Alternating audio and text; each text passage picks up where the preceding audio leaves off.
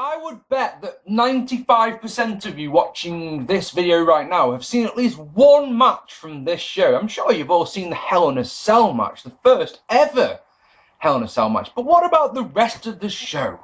Was that any good?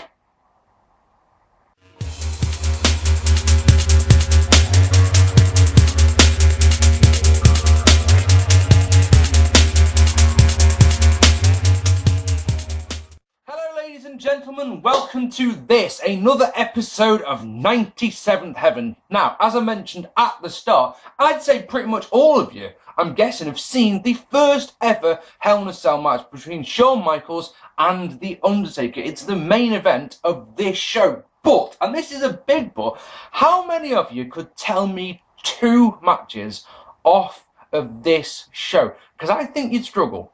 There's a lot of you, I'm sure, would know, who have proven me wrong as I speak. I'm sure you tell you. Some of you are telling the whole card to your computer. Don't worry, I can hear you. Don't worry. But yeah, there's a lot of people. The point is, there's a lot of people, especially people who've got into wrestling in the last 5 years, who couldn't tell you without looking on Wikipedia or looking on the internet. So we're at the Kiel Centre in St. Louis, which, as I said last week on my No Mercy 2001 review, long wrestling history. St. Louis itself has got a long wrestling history. We'll see that later on in this one. There are 21,151 hand, approximately 240,000 buys, which equates to a buy rate of 0.60. Shall I stop blabbering and get on with it? Well, that'll be fun. So, in the opening contest, there's a lot of tag matches on this show. Lots of tag matches. The Nation of Domination, which is Rocky Maivia, Khan Mustafa and D'Lo Brown defeating the Legion of Doom in a piss-poor handicap match. As the two teams are making their entrances, Vince McMahon has to inform us that Brian Pillman has been found dead that afternoon in his hotel room. Does it in a very somber, very respectful tone. That's all good. We'll talk about that more in a second. This match is also meant to have Ken Shamrock in it, but in the Intercontinental Championship tournament, more of which we'll talk about later on, Ken Shamrock had beaten Farooq, so Farooq battered him to the point where he was coughing up blood, so Farooq took his place in that, and Shamrock couldn't compete in this match. And there we go. So the match is meant to this Shamrock, like I say. Crowd are odd in this one because they don't give a shit about Karma, and they don't give a shit about D'Lo Brown, but every time Rock's in the ring, vehement Rocky sucks chants break out, and lots of them. LOD get a few pops, especially the nice interguri by Hawk. Animal is your Road Warrior in peril, complete with referee missing the tag. Good near fall off a lowdown. Hot tag to Hawk. They set up the Doomsday device, but out comes Farooq to set up the distraction. That allows Rock to get the rock bottom for the way. It's not piss poor, like I said at the start.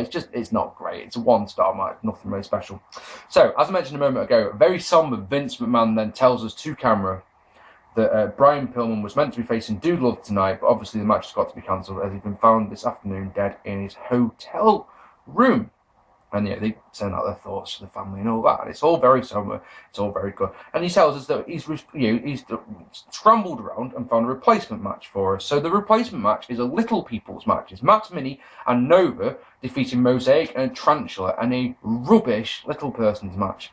The best part about this match is that King just seems to love it when the little people get owned. I don't know why that is. Maybe he's got some sort of fetish. I don't know. But the point is that it's, the little people's matches, these, at this time, they're all lucha matches, so there's some good stuff in there. It's just that every single good move is completely undone by 2 or 3 really sloppy botches.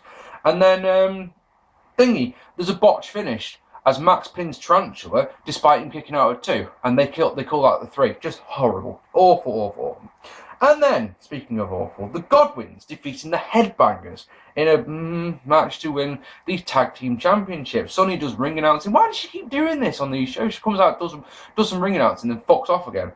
Anyway, Headbangers. Actually, does Sonny ever wrestle? I don't seem to recall that ever happening. Anyway, Headbangers won the titles last month at Ground Zero, as we know. So a nice long reign for the Headbangers here. Horrible flapjack by the Headbangers. They put Phineas down on the top of his head. Nasty to look at. Really not nice. Phineas is your pig farmer in peril, despite being a heel, which is a bit odd. There's a few moves that pop the crowd, but it's botchy. It's hard to tell who the face is, who the heel is. And a horrible looking powerbomb gets the win for the Godwinns. But it's alright, folks, because the Legion of Doom are going to win the Tag Team Championships next week on Raw. Yeah, boy! So that doesn't matter. Yeah, half a star. we see footage of Stone Cold Steve Austin stunning people. So he stuns Jim Ross, and he stuns Joe Lawler, and he stuns Sergeant Slaughter, and then finally he stuns Vince McMahon with the world's worst stunner. This was the last part of the puzzle for Austin. A lot of people say that King of the Ring made Austin, and that was the starting point, yeah, but it was this anti-authority part of the character that really shot Stone Cold into the stratosphere, not the King of the Ring. We could argue about that out on days, couldn't we, you and me? So that's all good. And then we have a little, it's not a Hall of Fame induction ceremony type thing, but we're going to honour people who either are from St. Louis even, or won titles there. So we've got Gene Knitsky, who won the NWA World Championship in St. Louis, for example. We've got Jack Briscoe, Dory Funk Jr., Harley Race, Terry Funk, Luthez, and promoter Sam Muchnick are honoured by the WWF. It's all very nice. Each man gets a video package. It's all very respectful. The crowd are really, really, really respectful. It's a nice little thing. I'm sure people, if this was to happen in this day and age, I think people probably wouldn't like it too much if it was happening in the middle of the pay-per-view and it's taking up essentially what would be a match. But I like this. I like wrestling history, so I would. Vince, somehow, I don't know quite how he does this one, gives us an update on Brian Pillman, saying that the police are concerned that he died of a drug overdose, and he seems to go to great lengths to stress that drugs are just a part of all entertainment, not just wrestling. It's all sorts of entertainment. It's interesting. Owen Hart then defeating Farooq in a match to win the vacant Intercontinental Championship. Austin was forced to vacate the IC title, as we all know, because he got his neck broken by Owen Hart at SummerSlam. They did a tournament over a couple of weeks on Raw. Owen beat Goldust and Brian Pillman to get to the finals, while Farooq lost to Shamrock, but then, as I mentioned, he beat up Shamrock so bad that Farooq was given a spot. He then beat Ahmed Johnson by disqualification to get to the final. Speaking of Austin, he is hilarious in this match. He's the only good thing about this match, to be honest, because he comes out and does colour commentary with all three sets of announce teams. Because, of course, don't forget there was a French announce team back then. He's hilarious, absolutely hilarious. This match is another one of those classic matches where they've got really good storytelling, but it just doesn't go anywhere. As Owen basically this match only goes 5 minutes, don't forget. If Owen spends a good 4 minutes of that absolutely battering Farouk's knee, Farooq, being well-hard, just doesn't bother selling it, so it doesn't go anywhere. And you're thinking to yourself, why is he doing that? Because he's going to use the sharpshooter, which is more on the back than on the legs. And oh yeah, Farooq, to his credit, no, I've got to give him some credit. At one point, he goes for a leg drop off the second rope, which misses, so he pats his leg once, just to make sure it's all right, and then carries on, not selling it. Anyway, finishes. Jim Neidhart comes out to distract the referee, and Austin grabs the Intercontinental Championship belt and whacks Farooq with it. Owen gets the pin. Happy days. I like the stuff with the knee. Honestly, I did. Farooq not selling it was pointless, and two heels in there, so you were always kind of expecting a screw job finish, I think. I've lost my place now. I pressed down too much. We're told that the flag match that's coming up, it's going to be Vader and the Patriot versus Bret the Hitman Hart and the British Bulldog in a flag match, can now be won by pinfall or submission, which makes you think it's just a little pointless. Well, it does for me. We then got a second bonus match. It's the DOA, which is Skull, 8-Ball, Chains, and Crush versus Los Boricuas, which is Savio Vega, Jesus Castillo, Jose Estrada Jr., and Miguel Perez Jr. in a shit match, our second dud of the night. This match, let me show you, I've got 2 lines of text written as notes. I'll read them to you verbatim if you like. Or verbatim. I think I've been saying that wrong all this time, haven't I? Which one of the two? Tell me which one I am if you like in the comments. Match feels long, is sloppy and boring. The crowd are completely uninterested, other than for the match-winning crap tilt-a-wheel backbreaker that gets the win. Yay. And rubbish in capital letters. That's my notes. That's literally all you need to know about this one. Terrible. Yeah, like I say, tilt-a-wheel backbreaker at the end, there's that much distance between his knee and his back. That's it's done by Crush. I don't care who he did it on. So, next. Oh my god. Flag match. This was alright. I mean, it's a 1.5, 2-star kind of alright. Before the match, Vader cuts a promo, right? And he says, best there is, best there was, best there ever will be. Well, ain't that a load of bullshit? brilliant. Well done, Vader. That was superb. Bulldog has a brace on his knee from being injured at the one night only pay-per-view that I reviewed last month. That's a nice little touch. I can give him that. Was it that this month? I forget. One of the two. Vader surprising over as a face. There's this match, right? Let me tell you about it. Right, it's 25 minutes long. Right, it feels like they've got about 10 minutes worth of content, and that's been stretched out to a 25-minute long match.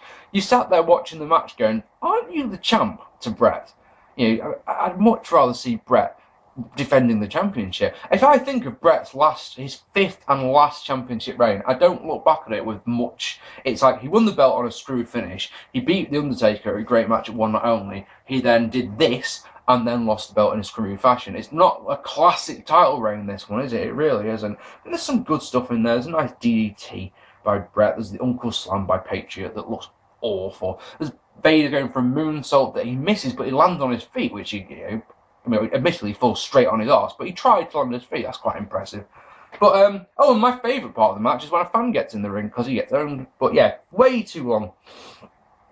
And, of course, like I say, it's a flag match, right? So a couple of times, they do try to get to the flag. I'm sure you all know a flag match, you've got to get your flag. It's a flag on a pole match, you've got to get your flag down. That's dead simple, yeah? So about, I'd say 2 or 3 times maximum, yeah, they try to retrieve the flag. But,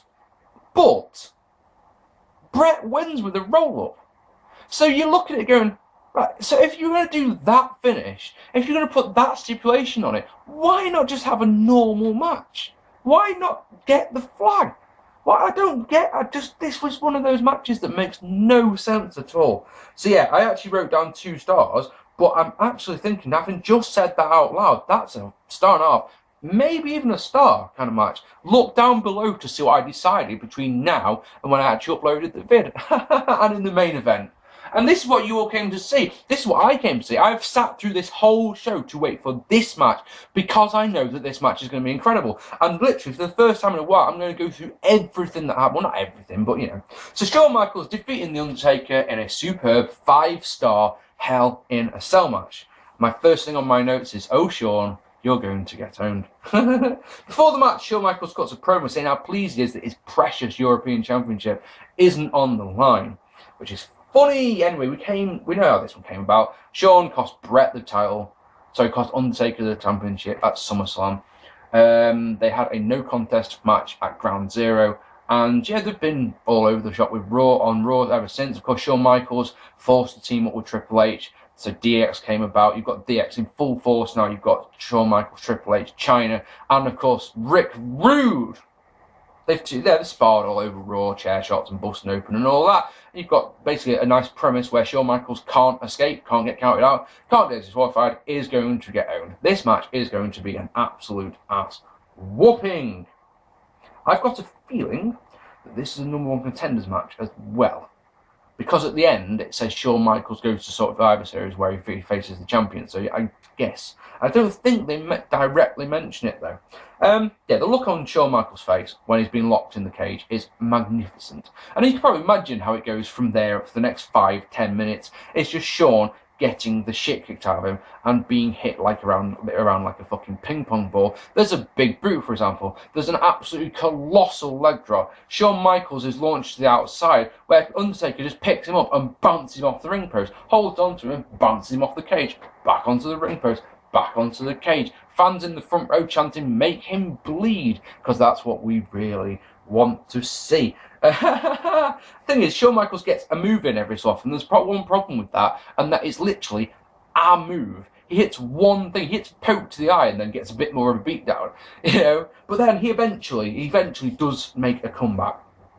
He imagines a slingshot, follows out with a suicide dive and an elbow off the cage. He climbs up about half up the cage and it's an elbow drop. That's fantastic, really like that. He uses ring steps, not ring stops. The ring stops are completely different. They're like road stops, but different. Anyway, yeah, he uses the ring steps to the back, and then it takes him 2 attempts, admittedly, but he hits a pile driver onto the ring steps. That, folks, is fantastic, and the thud of Undertaker's head hitting the steps is fucking brilliant. And that stuns the crowd a bit as well. It's like, bloody hell, where did that come from? And you're like going, wow, that was amazing. Shawn hits an axe handle off the top. Then he grabs a chair, uses it. He ties Undertaker in the ropes and unloads, but it's a big boot. It's launched over the, and then he's launched, he comes in, Taker launches him over the top. He lands on a cameraman, and he's really pissed off about this. So he hits a super kick to the cameraman. That's just mean. That's really mean. Sweet chin music. Sorry, I'm ahead of myself there. Macho elbow by Shawn. He tunes up the band as the paramedics come out and check on the cameraman. But of course that means opening the door. Sweet chin music, Undertaker sits right back up to a fucking massive pot, and Shawn does what any normal person would do and runs away out the door. They brawl on the outside for a little bit. Undertaker catches Shawn Michaels as he's going for a dropkick and catapults him into the cage. And if you watch very, very carefully, you see that while he's just about to be launched, he slices his forehead so that when he bounces off the cage, he comes back and he's busted open. That is superb. One of the best blade jobs you'll ever see. Absolutely fucking brilliant. He's lawn darted into the cage various times. The crowd are going absolutely crazy. And then what does Shawn Michaels? Shawn Michaels does what any normal sane person would do. He doesn't run to the back. Oh, no. He runs up the cage. He climbs up the cage. Undertaker follows him naturally. Shawn Michaels gets there first. Thinks, I'm going to hit you with the pile driver. And Undertaker goes, well, actually, no, you're not. Actually, sort of big back body drops him. And it's such a great looking spot because the camera angle they use is not the one at the top. They use the underneath one. So you see Shawn get launched over and land on top of the cage. And the thing is, of course, if that had broken, and there was a chance that it could have done, it would have come straight down and probably would have died. It's a great looking spot. Really fantastic.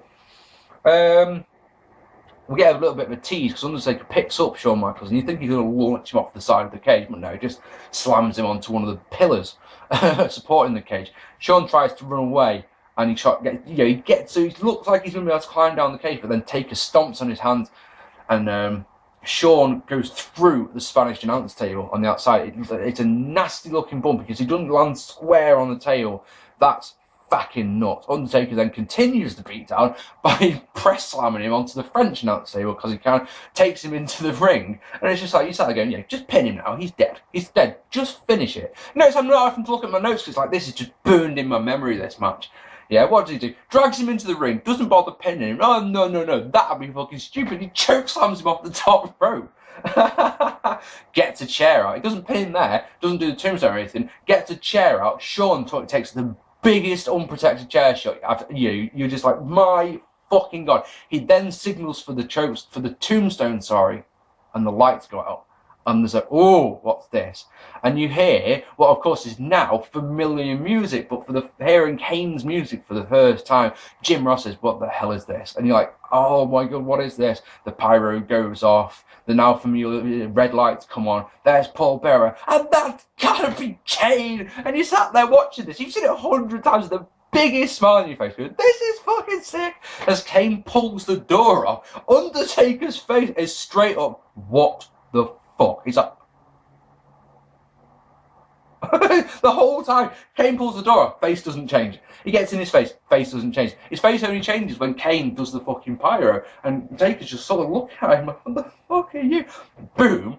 And everyone pops because we've seen that pyro for the first time. One tombstone later, place going nuts. We all know that Kane's a badass. Kane fucks off. I like that. And Shawn Michaels uses the last ounce of energy that he's got to drag his broken, bloody carcass, because his face is the proverbial crimson mask. Oh yes, it sure is.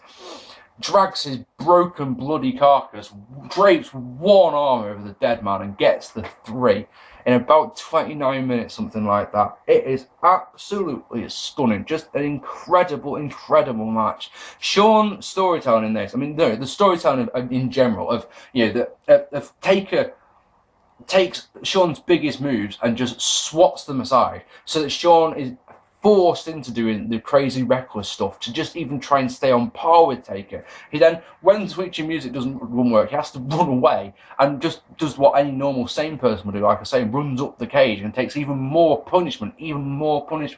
But it's not Shawn Michaels who beats Undertaker, it's Kane. It's that if it wasn't for Kane, Taker would have won. It's that simple. It's great storytelling. Shawn Michaels bumping at its absolute highest peak. Easily. easily match of the year, and a straight 5 stars. Ladies and gentlemen, what did you think of this show? Because as you can probably imagine, for me, this is a one-match show. You watch this pay-per-view so you can see this match in the same way that the next pay-per-view, Survivor Series, is the Montreal Screwjob. We're going to be watching it for that match. I don't give a fuck about the rest of the card. It just doesn't interest me.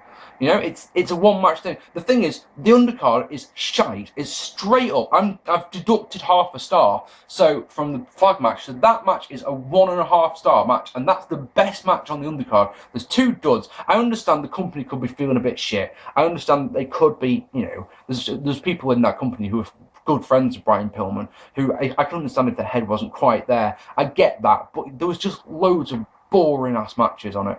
So yeah, I am a generous soul, and seriously, I think 2.5 out of 10 is more than generous. And those 2 points are for the cell match. The rest, you can condense the whole of the card into half a point. So yeah, 2.5 out of 10. I'm sure I'll get complaints about that, but seriously, it's not worth any more than that. It really isn't. I've been Mark P. I hope you've enjoyed this vid. Please hit the like button and down below. Hit the subscribe button if you haven't already. Leave me a comment. I read them all, even if I don't reply to every single one. Of course, as I just mentioned, next up, in this series will be Survivor Series 1997, the Montreal Screwjob. I bet you're all looking forward to that one as much as I am. I've been Mark P. As I said, thank you so much for watching. Take it easy and good night. Thanks, guys.